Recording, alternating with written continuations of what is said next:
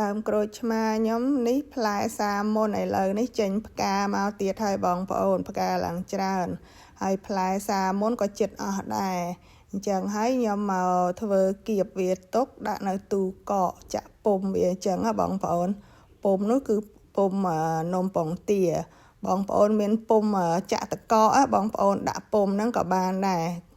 គ្រាន់តែពុំវាទូចជាងពុំចានខ្ញុំនេះអញ្ចឹងណា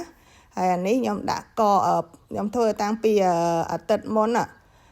ដាក់នៅចានចាក់ឲ្យកកអញ្ចឹងទៅឥឡូវនេះខ្ញុំយកមកស្រូចទឹកត្រជាក់យើងតិចទៅដើម្បីឲ្យវារបូតពីចានខ្ញុំយកមកច្រកថងទុកនៅក្នុងទូកកបងប្អូន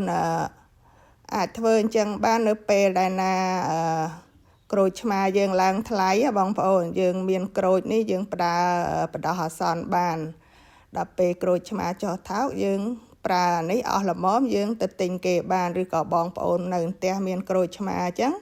ក៏វាដល់ពេលក្រូចឆ្មាយើងបេះយកមកប្រើវគ្គទី2ហ្នឹងបានដែរបងប្អូនអញ្ចឹងការចែករំលែកនេះមានតែប៉ុណ្្នឹងឯងបងប្អូនអរគុណច្រើនជម្រាបលាបាយបាយ